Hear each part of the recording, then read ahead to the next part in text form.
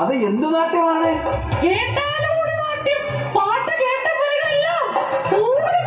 വിദൂഷക, അത് വേണ്ട. ഈ കഥ കേൾക്കാൻ കുറച്ചു പേരേ ഉള്ളൂ. അവരെ നീ ഓടിക്കണ്ട.